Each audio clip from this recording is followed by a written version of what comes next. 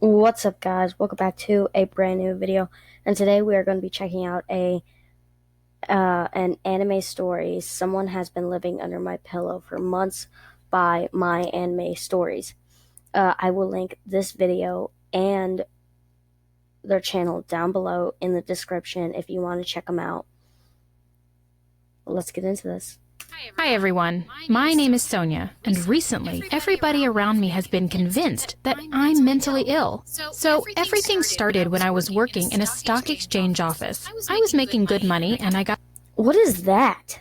Why is she not wearing any clothes? to work with famous people. It was all great. I had a best friend in the office named Bridgette, and I got to go home every night to my loving fiancé Drew. That was until one night when things started to get extremely weird. Drew Alright, sorry, there was an ad. stop worried about how little I was home. His texts and calls were starting to drive me insane. I got that he was concerned, but his behavior made hardly any sense. But it wasn't just my fiancé. I noticed that my best friend Bridgette was behaving really weirdly. She started showing up to work in really expensive cars, wore only designer clothes, and her face looked like a doll from all the plastic surgery she'd gotten. When I asked her where she had gotten all this money, she said, "I'll tell you when the time is right." So I did something I shouldn't have. I snuck into Bridgette's office one day when she wasn't at work. The thought of uncovering She was naked again.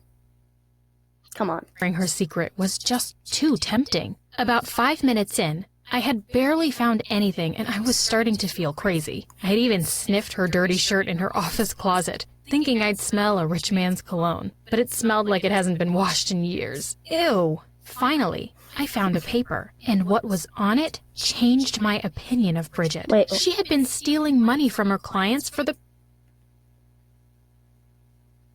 What did that say? Oh, I can't go back. past few weeks, and not just $20 here or there. It had been hundreds of thousands of dollars. But what was most shocking was that What'd that say?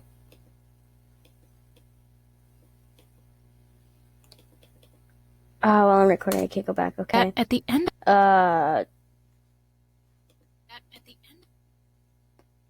Mr. Jigglepuff, Pepper Salt, John Mercury, Alan Berry, Stewie Clifton, Harry Simpson. of my list, I saw my name and credit card Clark number, Kent, and I wasn't even one of her Bindi clients. Man, She was stealing Steve from my Planet, tab too. and Without even thinking, Sonia, I brought the whatever. paper to my boss. He told me they would call the police and they'd launch an investigation. The next day, Bridgette came into my office to chat. She gave me my pads that she had found on her office floor. She knew I used the silly pink pads with flowers on them.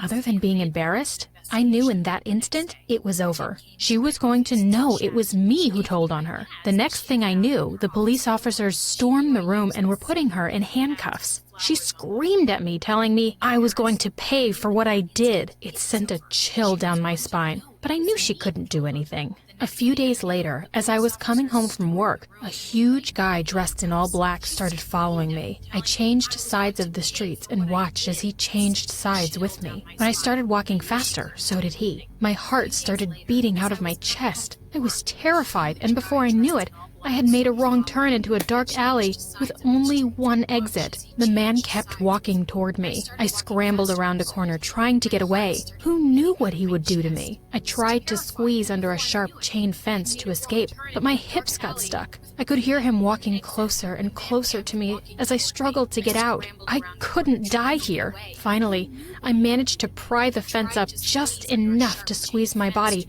but my lower part got stuck. Was I going to die because of my curves? I pushed the hardest I could until I passed through, but it completely ripped the front of my shirt open. I walked home covering my chest, embarrassed and terrified. I wanted Drew to comfort me, but instead he started yelling, asking why my shirt was torn apart. Someone tried to hurt me. I thought that these words would stop Drew from being angry at me, but it only made him go crazier. So I mumbled nervously, "A hippo attacked me." I don't know how that came out, but he totally saw through my lie. I was stressed when these words would stop Drew from being angry at me, but it only made him go crazier. So I mumbled nervously, "A hippo attacked me." I don't know how that came out, but he totally sides with me. Yeah, there's no hippos in the city. I mean, you're living in the city. I mean, here, let's go back a little bit. These words would stop Drew from being angry at me, but it only made him go crazier. So I mumbled nervously, by the looks of the background, a you're hippo living attacked in a me. city. I don't know how that came out, but he totally saw through my lie. I was stressed when I walked into work the next morning. Lucky for me, my boss said he was going to send me to a conference a few hours away where I would have to stay in a hotel. I would have a chance to get away from the creepy stalker. But when I arrived at the conference, things were really tense. I tried talking to clients and other stock exchange workers, but all of them looked at me like I was a ghost. I started second-guessing everything I was doing. Did my breath smell? Had I said something stupid? By the second day, people had started speed-walking away from me whenever I came near them. It was like I had the plague. People were actually afraid to come near me. I couldn't take it anymore. I cornered someone and asked her what was going on. Through tears, she told me, "He said if we talk to you, he'll hurt us. He said doing business with you would ruin us and that you can't be trusted." When I asked her who, she pointed out the window into the courtyard. Sitting there was none other than the stranger who had followed me in the alley. I felt my blood run cold. He had followed me all the way to this conference? Bridgette was really willing to go that far? Even from her jail cell? I had to get out of there, and fast. I ran towards the elevators, desperate to hide in my room for the rest of the day. Of course, I heard heavy footsteps behind me. I could see the stalker rushing down the hallway after me. I banged on the elevator button, trying so hard to get out of there, but the elevator was too slow. Finally, it arrived and I dove inside. The doors closed behind me just as the man reached them. For the rest of the day, I paced in my room, trying to figure out what I was going to do. Had Bridgette told the man to get me, or rushing down the hallway after me? I banged on the elevator button, trying so hard to get out of there. Every time I looked out the peephole, I held my breath and saw the man was walking by. I realized that I needed to get out of there and soon. If I went back home, maybe I could go to the police about what was going on. I would call Drew in the morning and tell him I was coming home. As I laid down in my bed, I felt something hard inside my pillow. Why is there a bag over I reached her head? inside and pulled out a microphone. My heart dropped. The man had been in my room. In a panic, I searched the rest of the room. I pulled out microphone after microphone and dozens of cameras. I finally had some evidence, but at that moment, I realized my room wasn't safe. I ran down to the lobby, sobbing. I told the manager I was being stalked and someone had bugged my room. The cops came and escorted me up to the room. I felt totally relieved. This was going to be the end of all the drama with Bridgette. But when we entered the room, there was nothing there. All the microphones, all the cameras, they were all gone. That's when I lost it. I started screaming about how they had to believe me. I told them I was being stalked, that I was in danger. I blocked the hall, telling them that they couldn't leave me. That's when the medical team showed up. They tried to get me to calm down, but I fought against them. One of them grabbed me. There was nothing there. All the microphones, all the cameras, they were all gone.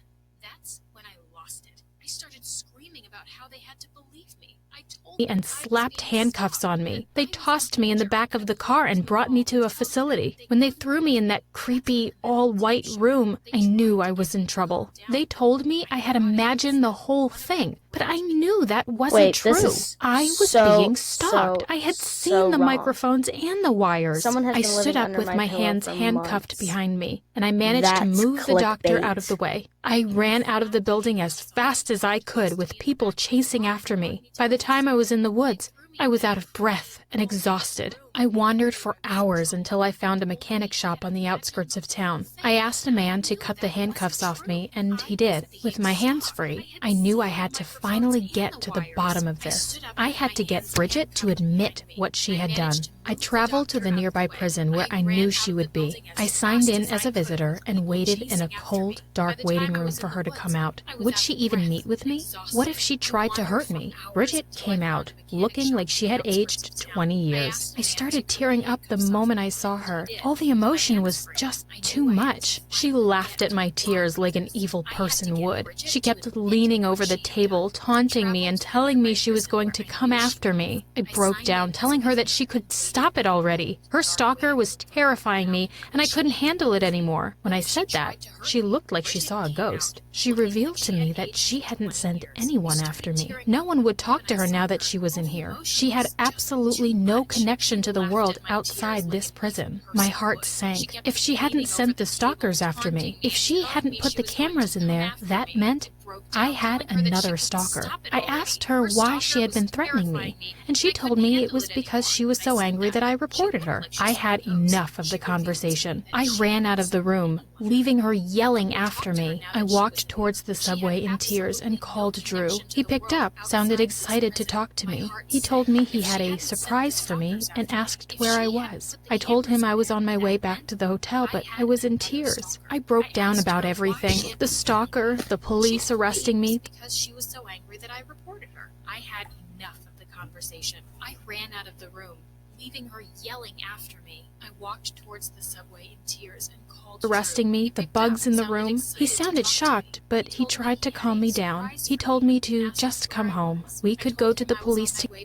He picked up, sounded excited to talk to me. He told me he had a surprise for me and asked where I was. What if the stalker's his husband? I told him I Did you see how was on my way back to the hotel, but I was in tears. I broke down about everything. The stalker, the police arresting me, the bugs in the room. He sounded shocked, but he tried to calm me down. He told me to just come home. We could go to the police together, and he would keep me safe, even if it meant me stopping my job for a while. I felt calm for the first time in days. We would get to the bottom of this together, and everything would be okay. But right before Drew hung up, I heard something from Drew's phone. It was the subway really announcer. Only it wasn't for our home city. It was for the city I was in. It was for the subway I was standing in front of. Before I got a chance to ask, Drew hung up. My heart fluttered. Had Drew come here to surprise me? I raced back to the hotel to meet him, but when I hurried up to the room, I saw the stalker standing outside my door. I froze. He held cameras and wires. Drew stepped out of the room, carrying more wires. I couldn't believe my eyes. Drew was behind all of this? He knew my stalker. I screamed at him and he revealed the awful truth. I stayed at work so late he was sure I was cheating. He hired the man to find out the truth, but after I saw him following me in the alley, Drew changed his plan. He hired the man to try and scare me, thinking it would keep me from staying out at night or going anywhere that wasn't home with Drew. Before I left for the conference, Drew turned my location on my phone so he could see everywhere I was going. He was convinced I had to be calling the man I was cheating on him with. So he had the investigator put wires in my pillow and cameras in my room. He had even told people at the conference to stay away from me so I wouldn't cheat with anyone else. I was shocked. He had put my business at risk and had nearly put me in a mental hospital. I told Drew that we were done, and I flew home to pack up my things. Turned out, Drew was the psycho one, not me. I was loyal to him the whole time, but that jerk didn't believe me and hired a creep to stalk me. I prefer to be alone rather than with someone who doesn't trust me. So what do you think of my story? Have you been with... He even told people at the conference to stay away from me so I wouldn't cheat with anyone else. I was shocked. He had put my business at risk and had nearly put me in a mental hospital. I told Drew that we were done, and I flew home to pack up my things. Turned out, Drew was the psycho one, not me. I was loyal to him the whole time, but that jerk didn't believe me and hired a creep to stalk me. I prefer to be alone rather than with someone who doesn't trust me. So what do you think of my story? Have you been... Whoa, that just sent chills down my spine. That was a good story. Like how she thought that it was her best friend that was the stalker, but really it was her husband. That was really good. That was really good.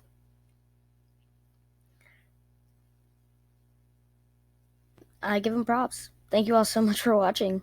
Like, subscribe, turn on those post notifications, and comment down below if you want to see any more of these, because I will do some more. I'll see you all in the next video. Peace.